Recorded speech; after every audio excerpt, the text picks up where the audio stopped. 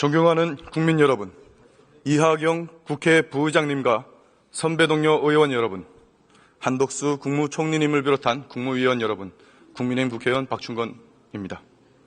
저는 오늘 너무나도 참담한 심정으로 이 자리에 섰습니다. 이번 계엄 사태에 책임 있는 정치권의 한 사람으로서 알겠습니다.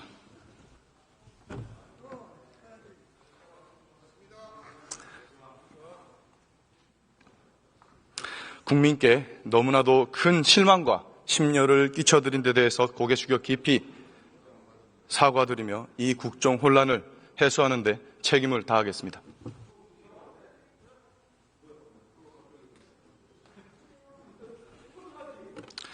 오늘날 전 세계는 치열한 전쟁 중입니다. 군사, 안보뿐만 아니라 공급망, 수출, 기술 패권에 이르기까지 거대한 글로벌 지각 변동이 일어나고 있습니다.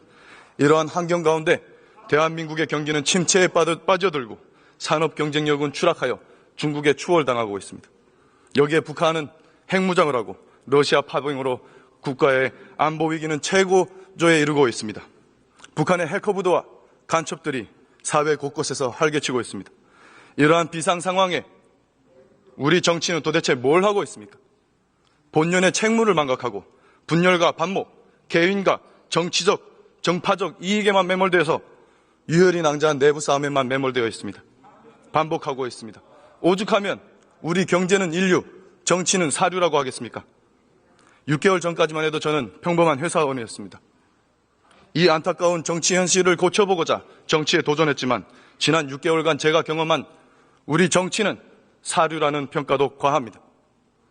국가의 위기 상황에도 민주당은 22대 국회 6개월 내내 입법으로 방탄하고 탄핵으로 보복하고 특검으로 겁박하고 예산으로 목줄을 조이며 정부를 끝도 없이 흔들고 국정을 마비시키고 국헌을 유린했습니다. 어떻게 공당의 대표 한 사람을 방탄하기 위해서 나라를 이토록 쑥대밭으로 만들 수가 있습니까? 이뿐만이 아닙니다. 거대 의석을 앞세워서 핵심 산업 기밀 유출기를 열어주는 국회 증감법, 불법 파업을 조장하는 노란봉투법, 전국민 25만원 현금 살포법 같은 우리 경제를 무너뜨리고 사회를 분열시키는 수많은 악법들을 강행 처리했습니다. 민주당은 지금 이 시각에도 무려 11개 범죄 혐의를 받고 있는 이재명 대표 한 사람만을 살리고자 폭주를 멈추지 않고 있습니다.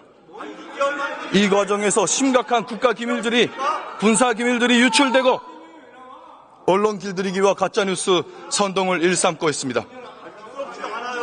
저는 절대로 계엄을 두둔하는 것이 아닙니다. 분명히 말씀드립니다.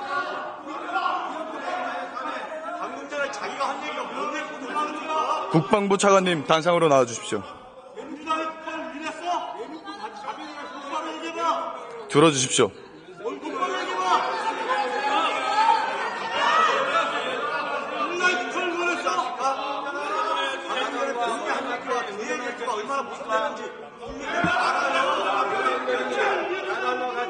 차관님, 최근 비상계엄 관련해서 국방위 현안 질의 중에 전투통제실 위치와 내부 구조, 의원님들, 수방사 비원 벙커 정보, 의원님들 질의 좀 할 수 있게 드론사의 드론 보유 수량, 바랍니다. 기존까지 수많은 중대한 군사기밀 정보들이 생중계로 유출됐습니다.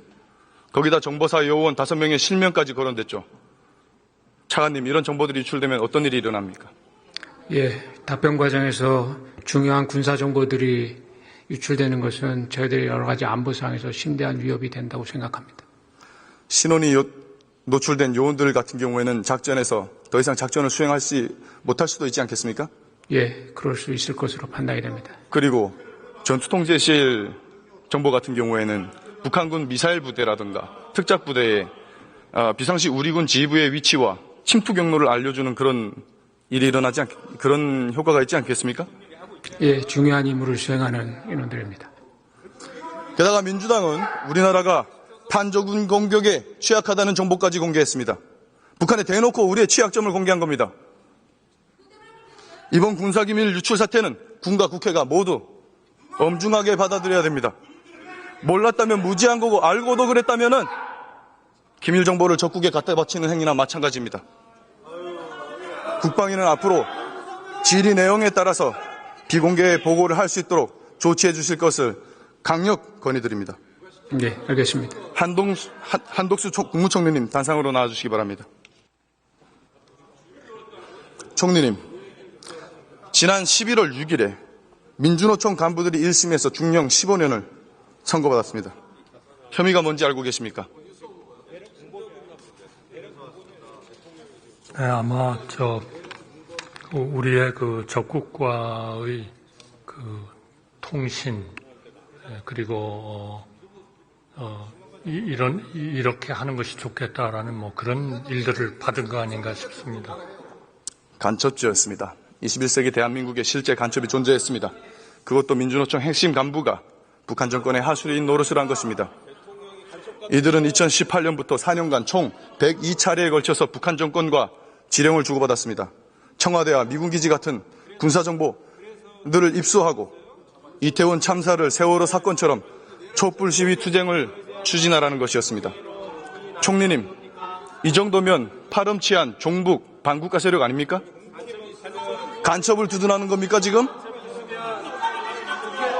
총리님, 우리나라에서 압력하는 이 간첩들 이들뿐만이 아닐 것입니다.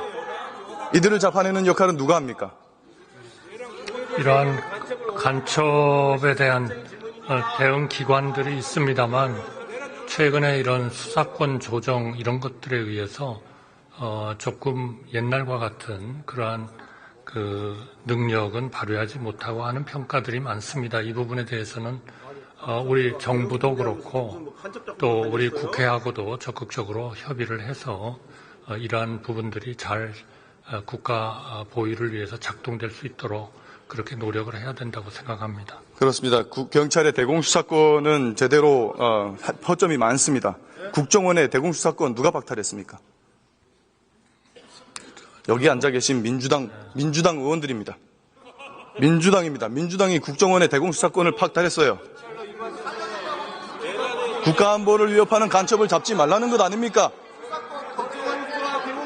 올해 6월에 미국의 항공모함을 불법 촬영하다가 입건된 중국인 유학생 3명, 이들이 2년간 촬영한 휴대폰에 저장된 수많은 우리나라 군사시설 사진들이 발견됐습니다.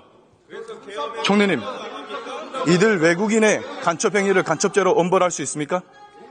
이거는 당연히 지금 적국을 위해서 간접한 자를 처벌하게 돼 있는 데에서 이런 간첩죄의 적용 범위를 외국으로 확대하는 법안이 국회에 제출되었다고 생각합니다. 개정 필요성에 공감합니다. 구속까지는 해도 간첩죄로 엄벌하기는 어렵습니다. 올해 8월 2019년부터 정보사 기밀 요원들과 그들의 신분과 중요한 군사기물을 중국에 팔아넘긴 군 간부가 구속됐습니다. 들으세요. 간첩 얘기하고 있잖아요. 총리님, 북한이 아닌 중국 같은 외국에 우리 군사기밀 정보들을 유출한 사람들을 간첩죄로 엄벌할 수 있습니까? 지금은 법률적 이비가 있는 것 같습니다. 따라서 간첩죄 적용 범위를 외국으로 확대하는 법안이 국회에 제출이 돼 있으니까 이 개정 필요성에 적극적으로 좀 우리 국회가 논의하시고 심의를 해주시기 바랍니다. 네, 그래서 이 간첩죄 조항을 개정하려 했던 겁니다. 이것도 누가 맡고 있습니까? 네. 이것도 누가 맡고 있습니까? 민주당입니다. 민주당은 내란을 막았습니다. 빨리 통과시키기 바랍니다. 총리님, 그리고 최근 감사원장이 탄핵당했습니다. 도대체 무슨 잘못을 했길래 탄핵당해야 됐습니까? 그거는 탄핵 사유에 적혀 있습니다만 저희는 탄핵이라는 거는 정말 중한 그러한 범죄가 있을 때 일종의 파면에 대한 해당하는 그러한 사법적 절차에 가까운 그런 절차라고 생각합니다. 따라서 감사원장의 이런 그 탄핵으로 인해서 업무가 정지되는 것은 우리 국가 전체의 그러한 그 공직 기강 또 공무원에 대한 그 사정 이런 쪽이 굉장히 어려워지는 거 아닌가. 그래서 이것은 정말 중한 범죄가 아니면 우리 국회에서 국회가 국정이 좀 돌아갈 수 있도록 그렇게 이 탄핵 소추의 발동은 좀 신중히 하도록 그렇게 검토해 주시기 바랍니다. 길게 답변하셨는데 간단하게 말씀을 드리면 보복 탄핵입니다. 문재인 정부 시절에 벌인 집값 통계 조작, 국가 채무 비율 조작, 서해 공무원 피살 사건 은폐, 사드 기밀 유치를 감사했기 때문에 보복 탄핵 당한 겁니다. 지난 2월에 사상 초유의 대법원 전산망 해킹 사건이 발생했습니다. 헌법상 독립기관이라고 수사당국에 신고하지 않아서 피해를 키웠습니다. 정확한 피해 규모조차 추산할 수가 없습니다. 선관위도 성역이 될 수 없습니다. 선관위가 떳떳하다면 전체 시스템에 대한 보안 점검에 마땅히 응해야 될 것입니다. 총리님, 그리고 이번 계엄 사태 관련해서 민주당은 지상파 3사뿐만 아니라 민영방송인 종편 4사, 보도채널 2사에게까지 계엄 당일 메인뉴스 큐시트랑 제목을 비롯한 언론 보도 내역 일체 자료를 요구한 바 있습니다. 이런 사실 알고 계셨습니까? 저는 몰랐습니다. 이건 명백한 언론 간섭이자 방송사 길들이기입니다. 심지어 오늘 가방위에는 비상계엄 관련 KBS 현안 질의를 열고 나서 희대 선동꾼 김어준 씨를 불렀습니다. 확인되지도 않은 가짜뉴스를 생중계했습니다. 암살조가 있었고 체포돼 이송되는 여당 대표를 사살한다. 그리고 이걸 북한 소행으로 꾸미려 했다. 이런 말 같지도 않은 가짜뉴스를 생중계했습니다. 이곳 국회에서 이를 제지하지 않고 국무위원 자석까지 내준 가방위는 국회의 품격을 심각하게 훼손했습니다. 총리님, 민주당의 이런 행태 어떻게 생각하십니까? 저는 그러한 것들이 과방위에서 저는 처리가 잘 되어야 된다고 생각하고요. 만약 그러한 것들이 현재의 우리 사법 시스템에 저촉이 된다면 그러한 절차에 따라서 또 어떤 절차를 밟을 수 있지 않겠나 이렇게 생각합니다. 알겠습니다. 무슨 근거가 가짜뉴스라고 하는 겁니다. 내란의 말이 가짜뉴스라는 것이 근거가 무엇입니까? 밝히십시오. 확인해 봤습니까? 출처를 대십시오. 그 말이 왜 가짜뉴스예요? 부담만 하지 마시고 근거를 대세요. 존경하는 국민 여러분, 지금 이 순간 저희 여당은 여러분께서 느끼시는 분노와 실망을 깊이 통감하고 있습니다. 정부 여당을 믿어주셨던 국민 여러분의 마음을 생각하면 고개조차 들 수가 없습니다. 이 모든 책임을 외면한다면 국가의 미래도 국민의 신뢰도 다시는 회복하지 못할 것입니다. 지금 대한민국의 명운은 바람 앞에 등불과도 같은 상황입니다. 저는 결코 정부 여당을 두둔해달라는 것이 아닙니다. 국민께서 우리 당에 108석에 108석이라는 개헌 저지선까지 허락해 주셨음에도 불구하고 민주당의 입법 독재와 계엄 사태를 막지 못한 무기력한 저희에게 엄중한 해처리를 들어주십시오. 어떠한 질책도 감내하겠습니다. 마찬가지로 이재명 대표 한 사람만을 살리기 위해서 국정을 멀머삼아 헌정 질서를 유지한 유린한 저 무도한 민주당에게도 엄중한 해처리를 내려주십시오. 무거운 책임감을 어깨에 짊어지고 국정을 바로잡기 위해 사력을 다하겠습니다. 감사합니다.